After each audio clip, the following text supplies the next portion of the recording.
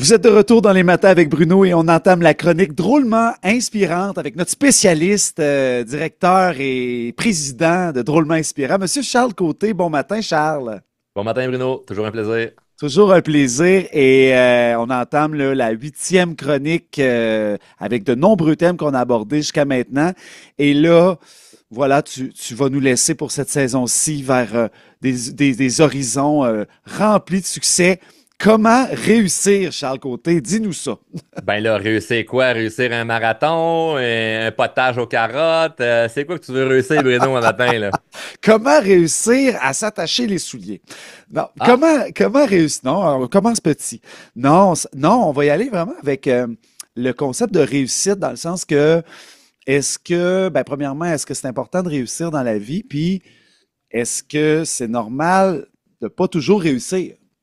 ben, tu vois, c'est pourquoi je t'ai envoyé la question en disant c'est quoi réussir pour toi? Ben, moi, c'est la question que je poserais à n'importe qui. Parce que, tu sais, on a des clichés, là, à n'en plus finir avec les médias sociaux ou même à la télé de dire, ah, si c'est quelqu'un qui a du succès. Puis là, tu vois le cliché de, il y a une grosse voiture, une grosse maison, patati patata. Ben, OK, c'est une des définitions du succès. On peut pas dire ceci est le succès. Parce qu'il y a des gens qui veulent avoir 5 enfants, puis vivre dans une petite maison dans le fond du bois, pas d'Internet, puis chauffer avec le poêle au bois, puis une fois qu'ils ont réussi ça, ben moi, je vais dire c'est quelqu'un qui a du succès.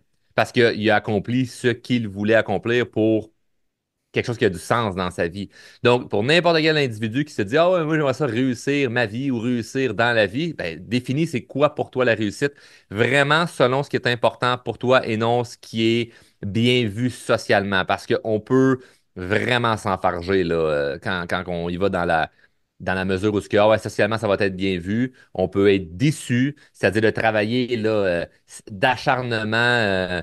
Sur des projets, sur un travail qui nous passionne peu, accumuler de l'argent, accumuler des biens, puis se dire, hey, je suis pas heureux là-dedans. Donc, pourquoi il y a des gens qui sont des artistes connus, qui ont succès en termes de reconnaissance, d'abondance financière, puis pourtant, ben, ils font des dépressions, puis il y en a qui se suicident là-dedans.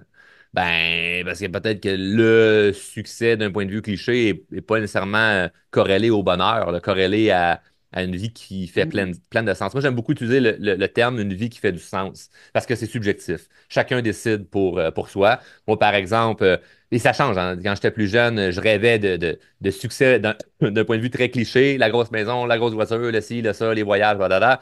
Puis je l'ai atteint. Et très heureux de ça. Par contre, aujourd'hui, en étant papa, ben, moi, je vois et je me sens beaucoup mieux quand je passe du temps avec mes enfants que lorsque je suis au bureau. Donc, je ne dis pas que je n'aime pas être au bureau, mais je priorise mes enfants avant le bureau. C'est un choix. Donc, moi, quand que je me regarde dans le miroir et je me dis, Charles, considères-tu que tu es quelqu'un qui a du succès en ce moment? La réponse, c'est oui, parce que je me sens cohérent envers ce qui est important pour moi. Par contre, quelqu'un pourrait dire, ouais, mais tu saisis moins d'opportunités, tu fais peut-être moins d'argent parce que tu pourrais travailler plus. Puis, ben, ça, c'est sa définition du succès. Donc, si la définition du succès de mon voisin de bureau, c'est ben, de faire plus d'argent, puis encore une plus grosse maison, un plus gros char, ben moi, je vais être malheureux si je me colle à sa définition parce que ça ne me représente pas. Alors, ça l'a changé. Fait que moi, il y a des choses que je considérais qui étaient pour le succès, entre guillemets, que j'ai travaillé pour et qu'aujourd'hui, ah, ben, ça colle moins à moi. Et ça va continuer d'évoluer. Donc, c'est vraiment d'être à l'écoute de ce qui nous inspire le plus. Charles Côté, tu as très bien répondu à la première question parce que c'est vraiment subjectif, c'est vraiment super intéressant. Ben, je vais revirer ça de bord dans ce cas-là. Comment vivre avec l'échec si on est habitué de réussir ou même pas? On souhaite vraiment ben, développer quelque chose, avoir du succès, mais on rencontre des échecs. Un échec, deux échecs. Comment qu'on vit avec l'échec?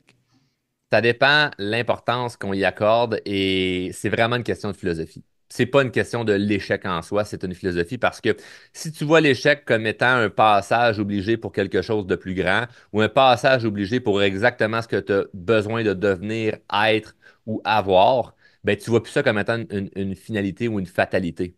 Tu veux dire que Donc, l'échec serait un morceau de casse-tête pour les échecs, absolument. pour en arriver à... Absolument.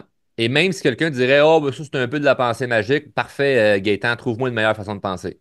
Trouve-moi une meilleure façon de penser. Parce que Si je vois ça comme étant un problème et que je m'assois là-dessus, puis je m'appuie-toi sur mon sort, puis c'est donc même pas facile, puis je suis donc même pas chanceux, puis j'aurais donc même pas dû vivre ça, mais je deviens dépendant de ça. Donc, tu sais, par exemple, moi, il y a eu des moments où ce que j'ai vécu de la trahison, des gens qui m'ont, je pourrais comment dire, volé, tu sais, investi dans des projets, puis que finalement, j'ai pas la rentabilité que je pensais, puis qu'on me mentit. Et là, de me dire, OK, ça m'a coûté cher, cet engagement-là. Ça me fait mal, autant financièrement que émotionnellement, parce qu'il y a de la peine à travers ça, de la trahison et de la colère. Maintenant, comment je peux faire pour dire, ah, je vais retourner ça à mon avantage? J'ai aucun plan. La seule chose que je peux changer, c'est ma définition de l'échec et de me dire, OK, ce montant-là que j'ai perdu, même si ça m'a pris beaucoup d'années à accumuler, et que ça me fait mal en ce moment, il faut que je vois ce montant-là comme étant, dans 10 ans, ça vaut rien. Fait que si c'est 1000, c'est 10 000, c'est 100 000, c'est 1 million, on s'en fout du chiffre. On s'en fout du chiffre, ça n'a pas d'importance. L'importance, c'est ce que moi, j'y accorde comme importance. Fait qu'il y a des gens qui vont paniquer pour 100 pièces, puis il y en a d'autres qui à 1 million vont dire bah c'est une expérience de vie. Donc tu vois que c'est vraiment subjectif, c'est pas une question de moyens, c'est une question de la vision que tu as par rapport à ce que tu crois avoir perdu. Alors moi, il y a des situations comme ça, mais par exemple dans un projet où ce que tu fais hey, j'ai perdu X montant d'argent, maintenant mon objectif, c'est d'avoir une vision que ce montant-là, finalement, c'était rien. Mais comme j'y crois pas maintenant, je dois juste me concentrer sur d'autres projets ou sur d'autres choses, ou là où ce que je suis bon, ou l'abondance que j'ai déjà. Et éventuellement, je vais voir ce montant-là comme étant, ben, c'est pas si grave. Oui, ça me dérange, j'aurais préféré pas vivre ça. Mais advenant le cas que c'était obligatoire, fallait que je traverse ce chemin-là, ben, j'ai pas le choix de le voir comme étant quelque chose qui était une opportunité qui devait être là sur mon passage. Parce que à quel point, là, à quel point on se croit supérieur à la vie de dire oui, oui, je comprends là, qu'il y a du monde qui ne mange pas. Je comprends qu'il y a des gens qui n'ont pas d'eau potable. Je comprends qu'il y a des gens qui ont un cancer alors qu'ils ont 3 4 ans. Je le comprends. Mais moi, j'ai pas aimé ça que ma belle-mère me dise tel commentaire. Mais moi, j'ai pas aimé ça que mon pick-up il pogne en feu. Moi, j'ai pas aimé ça que mon voisin me vole 100 000. À quel point t'es déconnecté? Qu'on va se ramener à dire que toi, tu demandes à la vie d'être parfaite avec toi. Puis là, les gens vont faire non, non, non, non, pas parfaite envers moi. Je comprends qu'il peut arriver des affaires, mais là, ce qui est arrivé, ça n'a pas d'allure. Puis ça, c'est des méchants. Puis on ne devrait pas faire ça. Non, non, ça s'appelle la vie. On doit traverser ça. Alors, toi, tu traverses des épreuves qui, certes, je ne suis pas en train de dire oh, c'est pas si grave que ça, Bruno. Non, non, non, non, non. Il y a des affaires que tu peux traverser que je ne voudrais pas échanger avec toi. Mais de l'autre côté, il y a des affaires que je traverse que tu ne voudrais pas échanger avec moi. Fait que chacun marque son chemin et il n'y a pas de meilleure façon de voir l'échec comme une pièce du puzzle qui est obligatoire. Ça devait être là. La seule chose que tu peux faire avec ça, c'est maintenant de voir comment je fais pour ne plus reproduire ça. Et peut-être que la réponse, tu vas l'avoir dans 5 ans, dans 10 ans. Faut pas que tu t'accroches au résultat. Si tu t'accroches juste au résultat de quand est-ce que ça va se régler, puis d'ici que c'est réglé, je me considère pas comme quelqu'un d'heureux et en paix, tu vas en souffrir. Si tu le vois comme étant tranquillement, pas vite, ça devait faire partie du processus et tu commences à faire un deuil avec ça, bien évidemment, ça va aider. Mais c'est un gros sujet, là, Bruno. Tu sais, des gens qui seraient quand même interpellés là-dedans, là, je les inviterais à écouter mon podcast. Venez voir un peu plus de contenu de longue durée que je fais là-dessus parce que c'est pas simple, OK? Puis je dis pas ça avec sermon, mais avec beaucoup d'empathie envers les gens qui vivent des épreuves.